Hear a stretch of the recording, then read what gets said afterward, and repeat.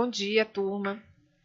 Estamos aqui para iniciar mais uma unidade, né? Eu espero que até o momento vocês estejam conseguindo se apropriar, né, dos conhecimentos que estão sendo socializados, de modo a entender qual é o papel da disciplina Psicologia da Educação na construção dos processos educativos, na construção da organização do trabalho docente, né? Entender isso é fundamental, né, para que a gente continue prosseguindo de forma exitosa nessa disciplina, compreender qual é o papel desse conhecimento, da psicologia da educação, para o trabalho docente. Na unidade de hoje, que é a unidade 3, nós vamos trabalhar as contribuições do construtivismo piagetiano para a educação. Esse é o foco da nossa aula. As contribuições do construtivismo piagetiano para a educação. E quem foi Piaget? Quem é esse autor que a gente vai estar trabalhando nessa unidade? Jean-William Piaget é o nome que se confunde com o próprio nome da pedagogia, né, do trabalho, da divulgação da pedagogia no século XX, né, as contribuições que ele dará ao campo da didática, da compreensão de como aprendem as crianças e adolescentes, né, na organização dos processos educativos. Embora seja principalmente reconhecido como biólogo, o Piaget ele será um profissional de muita referência para o campo da pedagogia. Ele é reconhecido como biólogo, epistemólogo, filósofo e cientista, né? Ele dedicou a sua vida aos estudos no campo da inteligência infantil. Jean Piaget é um dos mais conhecidos teóricos que defendem a visão interacionista de desenvolvimento. Ele é formado em biologia e filosofia, dedicou-se muito a investigar cientificamente a forma como se forma o conhecimento. Ele considerou que se estudasse cuidadosa e profundamente a maneira pela qual as crianças constroem as noções fundamentais de conhecimento lógico, tais como as de tempo, espaço, objeto, a partir disso se poderia compreender a gênese, ou seja, o nascimento, né? Se poderia compreender a gênese e a evolução do conhecimento humano. Entre 1925 e 1930, nascem os 3 filhos de Jean Piaget. A experiência construída, né, a partir da paternidade, a experiência construída com a relação com os filhos, permitirá a Piaget conviver de perto com as questões infantis, porque essas questões estarão presentes cotidianamente, né, em sua vida.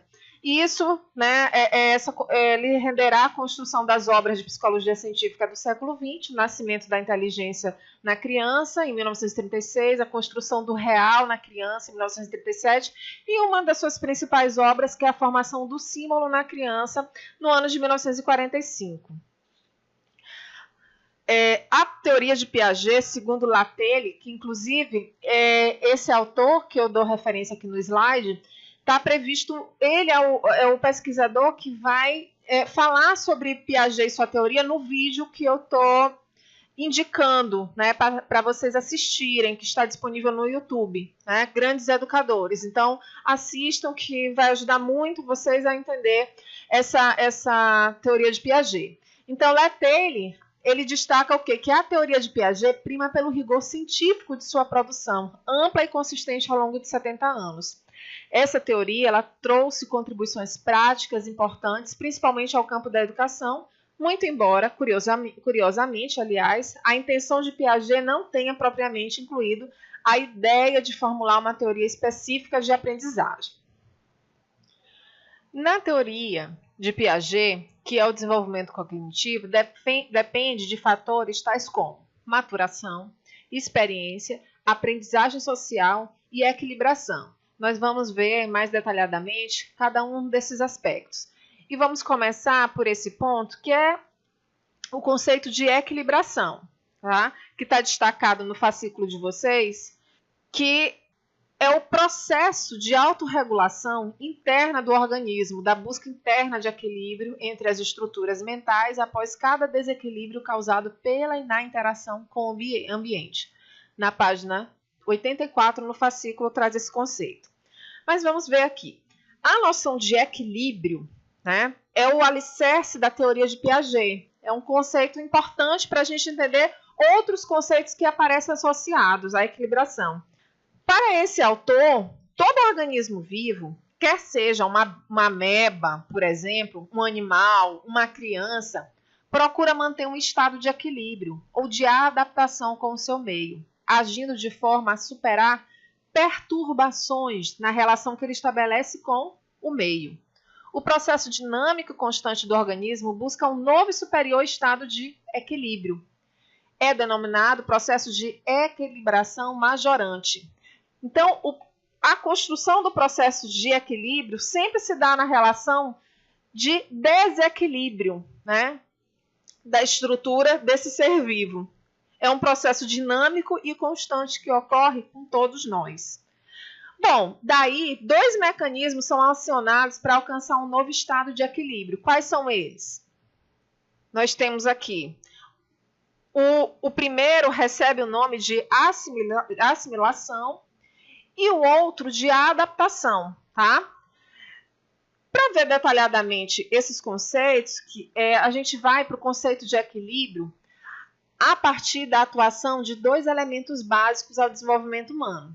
Um é a organização, a atividade intelectual, e outro a adaptação, a atividade biológica. A gente vai compreender, né, como é que se dão essas relações, tá? A adaptação do organismo ao meio é o resultado de organizações cognitivas, né, decorrentes da relação desse sujeito com o ambiente, com o meio. E na base deste processo estão esses quatro conceitos que aqui estão destacados: esquemas, assimilação, acomodação e equilibração.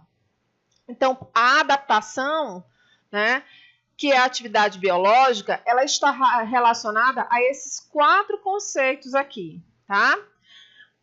A assimilação, ela se dá através do organismo, né, sem alterar suas estruturas. Desenvolve ações destinadas a atribuir significações a partir da experiência que a gente desenvolve anterior ao processo de aprendizagem, né? Aos elementos do ambiente com que a gente interage, com a interação com uma bola, a interação com um boneco, a interação, brincar na areia, andar de bicicleta, né?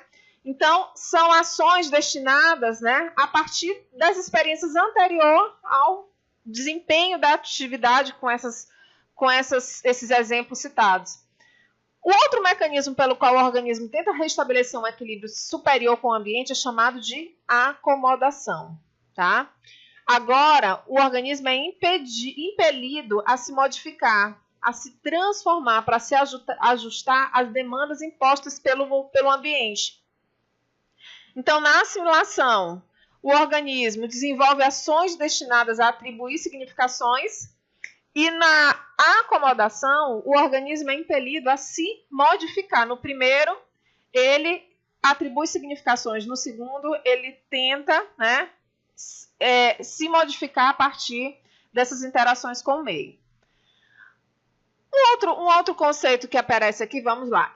Os esquemas. Os esquemas são as categorias ou conceitos que construímos a partir da relação com o meio. Por exemplo, quando uma criança nasce, possui um esquema bastante útil, que é sugar. Esse ato sensório, instintivo, motor. O que a gente vai denominando a cada ato desse? O ato de sugar é um tipo de esquema. O ato de pegar com uma certa postura de braço, de mãos e dedos, a gente denomina de pegar. É uma outra denominação de esquema, a relação que eu vou construindo com o meio. O ato de jogar uma bola para cima, de jogar uma bola para o lado, né? É o esquema de jogar. Então, esquemas são esses conceitos que construímos a partir da relação com o meio, com os objetos que estão lá dispostos. Então, ao pegar uma bola, ocorre a assimilação, na medida em que a criança pequena faz o uso do esquema de pegar, que já lhe é conhecido, atribuindo à bola o significado do objeto que se pega, né?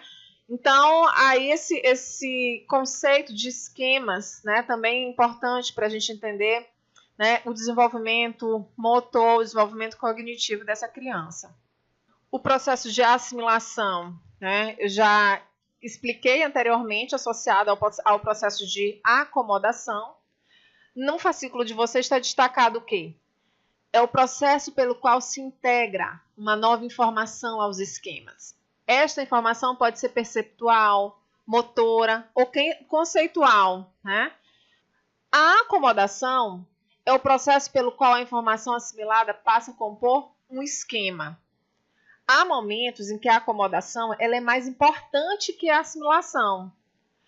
É como se passa na imitação, em que a criança procura copiar as ações de um modelo, ajustando seus esquemas ao da pessoa imitada, que no geral é um adulto, né? Que é a principal referência dele de mediação com o meio. A equilibração, como eu já destaquei, que é um dos principais conceitos, né? O alicerce da teoria de Piaget.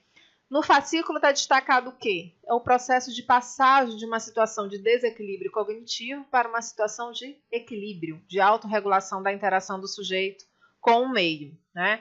A partir da compreensão desses conceitos que são importantes para a compreensão da etapa seguinte, que é compreender os estágios do desenvolvimento humano, né? Esses conceitos como equilibração, assimilação, acomodação e esquemas, a gente consegue entender melhor como é que se dá o processo de desenvolvimento, né, desse sujeito, dessa criança, desse adolescente, né? E quais são as etapas que o Piaget define, né? Quais são os estágios para entender esse sujeito? Os estágios do desenvolvimento humano que ele destaca, o primeiro é o sensório motor, de 0 a 2 anos. Vejam bem, há aí idades definidas. Essas idades, elas são apenas uma referência. Elas não são idades fechadas, né? Idades que não nos possibilita flexibilidade, né? Em relação a como esse sujeito individualmente, né? Nas suas distinções, se encontra em cada etapa dessa. Então, a gente pode ter, por exemplo, uma criança de 1 ano e 5 meses que já se encontra, né, em algumas etapas do segundo período, que é o pré-operatório, de 2 a 7 anos. Né? Assim como a gente pode ter, por exemplo, crianças de 5 anos que já podem estar com algumas etapas do terceiro período que Piaget vai definir como operatório concretas. E assim, sucessivamente, como o 4º período, operações formais. Então, as idades estão aí como um ponto de referência, mas elas não são inflexíveis, tá? Há uma flexibilidade a partir das características individuais de cada sujeito. Bom, o período sensório-motor, né? De acordo com a tese piagetiana, a criança nasce em um universo que para ela é caótico, habitado por objetos evanescentes, né? O que a gente pode estar destacando dessa etapa que nós definimos aí na teoria de Piaget como sensório-motora? Ela vai desde o momento do nascimento até olha só, aproximadamente, essa é a expressão, aproximadamente aos 2 anos de idade. A criança baseia-se exclusivamente com percepções sensoriais, né? O tocar, o colocar na boca, o pegar, né? E esquemas motores para resolver seus problemas que são essencialmente práticos. Bater numa caixa, bater numa mesa, pegar um objeto, jogar uma bola no chão, jogar uma colher no chão, né? Nesse período, muito embora a criança tenha uma conduta inteligente, considera-se que ela ainda não possui um pensamento estruturado, formalizado, um pensamento, né, em estrutura, né? Isso porque nessa idade a criança não dispõe ainda da capacidade de representar eventos, de evocar o passado, de referir-se ao futuro. Ela está presa à situação presente, é o aqui, é o agora, né? Então, esses são alguns elementos. Dentre as principais aquisições desse período sensório-motor, destaca-se que a construção da noção do eu ela é muito forte nessa etapa. É nessa etapa que a criança diferencia o mundo externo do seu próprio corpo, né? O bebê o explora, ele percebe suas diversas partes, ele se toca, a referência do eu, né? é a mediação da primeira etapa de compreensão desse mundo. Ele experimenta emoções diferentes, formando a base do seu autoconceito. Mas não é só isso. Ao longo dessa etapa, a criança irá elaborar sua organização psicológica básica, seja no aspecto motor, no perceptivo, no afetivo, no social, no intelectual. Há alguns avanços da coordenação motora, evolução de atitude passiva para atitudes mais ativas, imitação de regras, fala imitativa. Na etapa do estágio pré-operatório, que aproximadamente se dá dos 2 aos 7 anos, é caracterizado pelo desenvolvimento da linguagem e outras formas de representação. A etapa pré-operatória é marcada em especial pelo aparecimento da linguagem oral.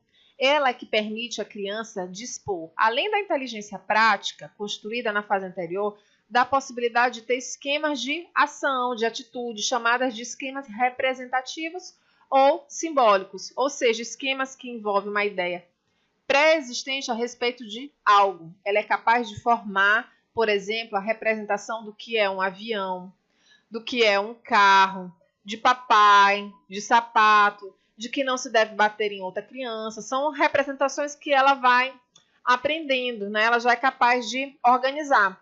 Nessa etapa, o pensamento pré-operatório indica o quê? Que a inteligência ela é capaz de ações interiorizadas, ações mentais.